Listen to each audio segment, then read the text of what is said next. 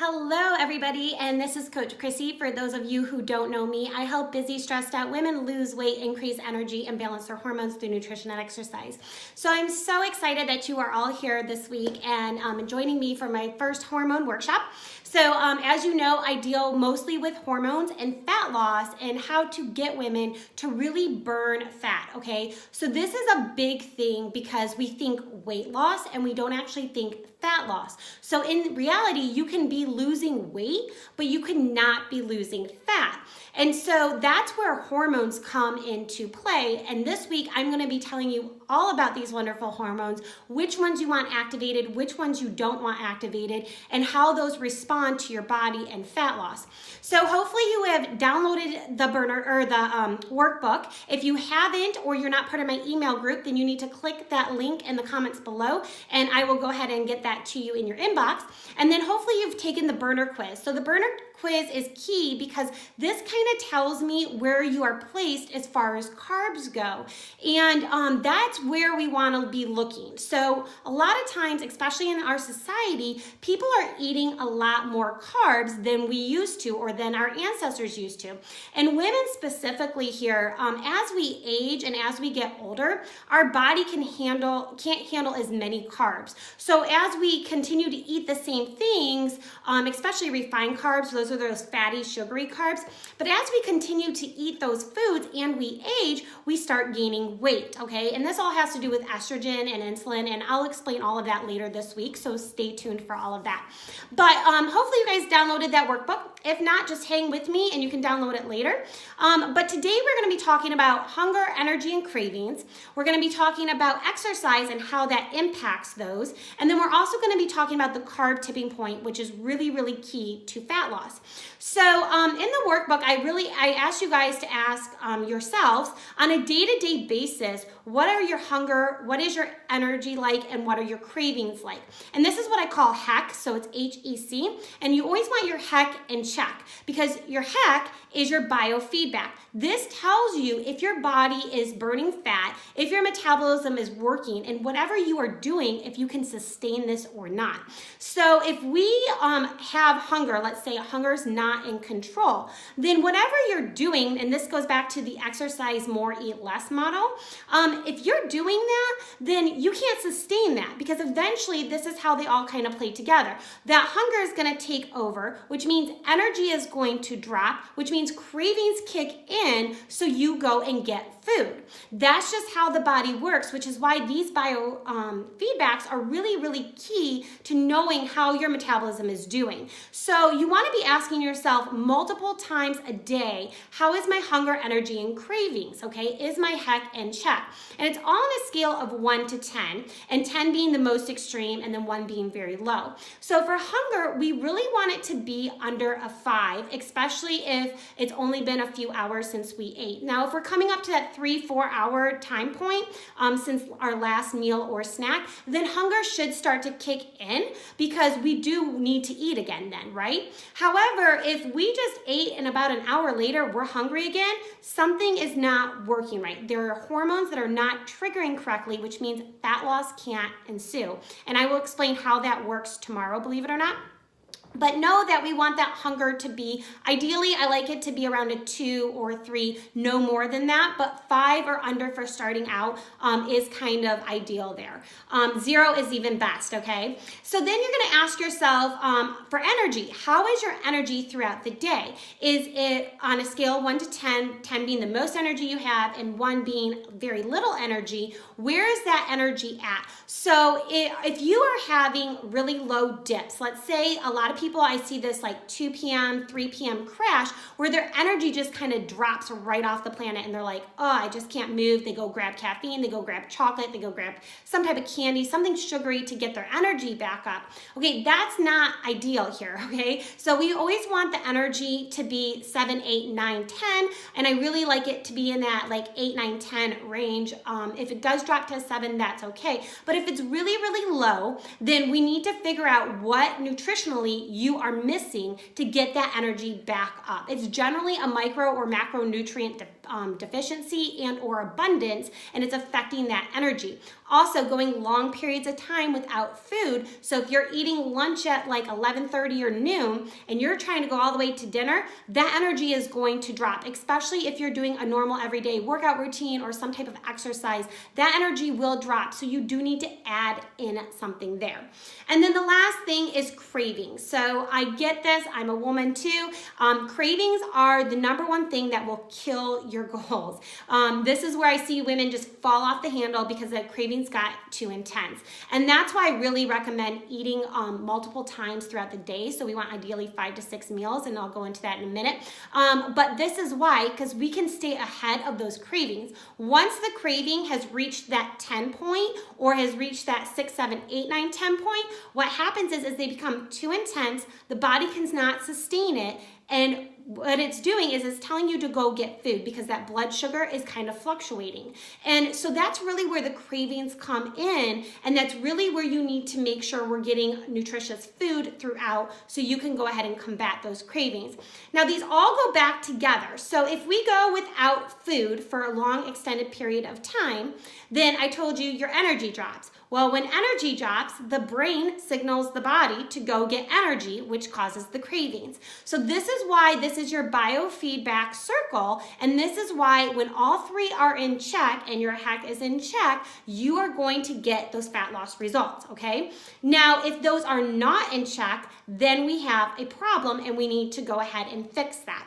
So on the next page of your workbook, I asked you a little bit about your exercise. I want to know what kind of exercise you're doing, how long you're doing it. Are you doing intense cardio? If so, how long? Are you doing restorative activities? These are like leisurely walks. These are not sprint walks. These are not, we're walking a marathon here. These are just nice restorative things. Things you could do with a girlfriend while holding a cup of coffee without a lid, and it won't impact anything. And so that's really key, and I go into that also later this week on why you really want those restorative activities in. But the reason why I ask you all of these, and I also ask you at the very bottom about the B's and H's. So that stands for burning, breathless, heated, and heavy. Those 4 things need to be happening in your workout if you want to burn fat. So fat is a 3-phase cycle, okay? We have to first release fat, then we have to diffuse fat to the cells, and then we have to burn it. And I go into that tomorrow. But know that if you don't have the B's and H's, you are not going to be doing yourself a service. You're actually just gonna be using energy. And if you're using more energy, you have to consume more energy, which means consume more food. And a lot of times this goes back to that hunger, energy, and cravings point, and we consume the wrong kinds of foods, and then it knocks HEC out of check, and then next thing we know, we're gaining weight. So the B's and H's, you want to make sure it's always burning. So when I say burning, I mean like your muscles are physically have that burning feeling in them.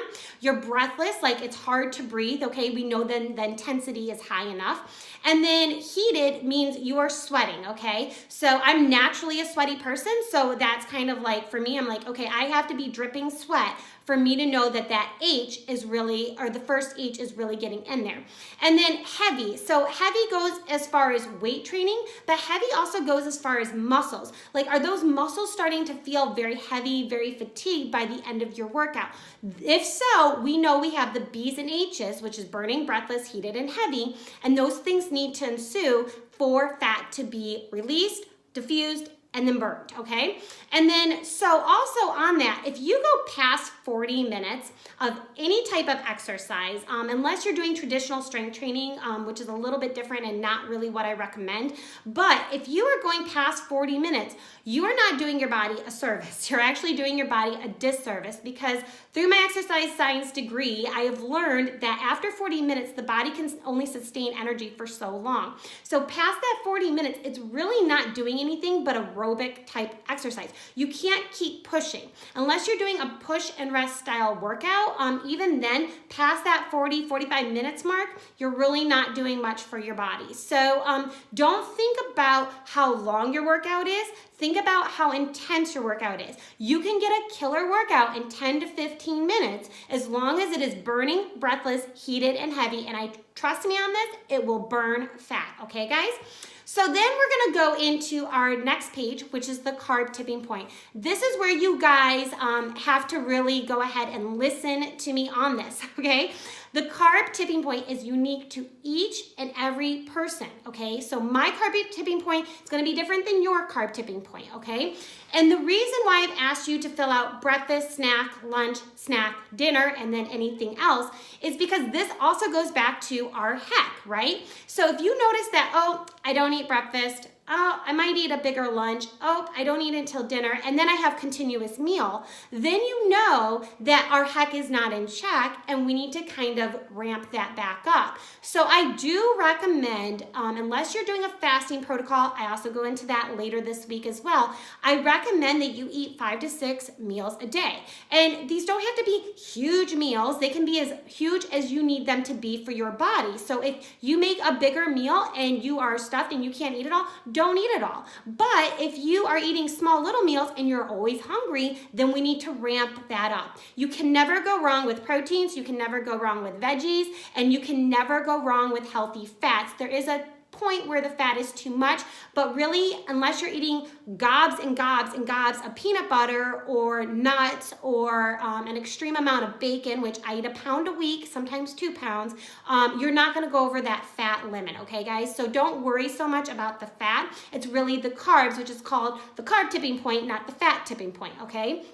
So the carb tipping point means that if you filled out that sheet, you should be seeing basically kind of this repeated thing. Are you waking up and eating bread for breakfast? Are you waking up and having a bagel for a snack? Are you having some type of oatmeal bar for another snack? Are you doing this snack? Where are your macros really looking at? And macros are protein, carbs, and fats, and then it also includes water, just because those are the 4 basic things your body needs to sustain life. So you need to be looking at these patterns on that sheet, which is why I have it divided out and also the timing on that, and that's why it's divided out on that timing as well, because you might see these huge gaps and then cravings come in, and then that's when we can adjust. But if you are eating mostly a starch diet, this is like your oats, grains, this can go into chips, cookies, anything that is really wheat-based or grain-based, okay, then we need to kind of swap those things out. The highest amount of carbs, if you took the burner quiz, the highest amount of carbs that a person can handle is a muscle burner. So we have muscle burners, mixed burners, sugar burners, okay? And a muscle burner can handle the most amount of carbs, which means their body is really, really good at processing through these starchy carbs. They can go up to 200 grams a day, depending on their lifting routine. And then mixed burners are about 100 to 150 grams a day, and then sugar burners are 50 to 75 grams a day. Now, when I say grams, that sounds like a lot, but I want you guys to know 1 piece of bread is generally 20 grams of carbs. So if you're having 2 pieces of bread, that can already be up to 30 or 40 grams of carbs, and if you're a sugar burner, then you're only going to 50 or 75. There's not much room for other carbs throughout the day, which carbs impact energy, okay? Fats impact energy, and then proteins impact muscle. So these are the things that you guys really need to be paying attention to. And if you notice that the diet is filled more with these grainy type foods and less proteins and less veggies, then we need to kind of swap that out and make the shift there, okay? And I'll be teaching you more about this and kind of talking to you more about these burner types and how they work with fat loss and how they don't work with fat loss. But that's why it's key to kind of know this burner type, because it tells me a baseline of where you should kind of start, and it tells you a baseline now of where you should be starting on these macros as far as starchy carbs go. So that's kind of what I have for you guys today. I really want you to know that you need the Goldilocks effects for this carb tipping point. So a no carb diet doesn't work for anybody. Don't care who you are, a no carb diet doesn't work, okay? Even the most obese, like 600-pound life people, a no carb diet doesn't work. Your body can only use energy from carbs. It can pull from fats if needed, but it generally doesn't. Or it can use your own fat storage during fasting to pull it from the fat, okay, on your body there. But really, carbs is energy, okay? So you want to have this Goldilocks effect where it's not too low, but it's not too high. So depending on your burner type, I want you guys to start looking at your macros. You can get the My Macros Plus app. That's what I use all the time. MyFitnessPal also tracks macros. So you guys get those and then start looking and seeing where your carb kind of totals are, and then slowly start cutting those back, and you'll learn really quick that the refined packaged food is always going to be higher in sugar, always going to be higher in carbs, whereas your like potatoes and sweet potatoes and oat, like just pure oats like oatmeal, is going to be less in those starchy carbs, so you can have more of them. So I also recommend for those starchy carbs, if you are just starting out, placing them at meals 1, 2, and 3. So that'd be ideally breakfast, lunch, and dinner. And then at your snacks, you want to stick to proteins and fats, okay? And we'll go into a little bit more of this science later on this week, and then also how this impacts your hormones. But that's what I have for you guys today. I'm really, really excited. I love this stuff. This is what I do for a living, and I'm so glad I'm bringing this now to you. If you have any questions, you have questions about your burner type, questions about the carb tipping point, or anything else, please, please, please comment below, message me, get in touch with me somehow or another. My job is to have you guys have balanced hormones and live a happier, healthier, fat loss life. So I will see you guys next time.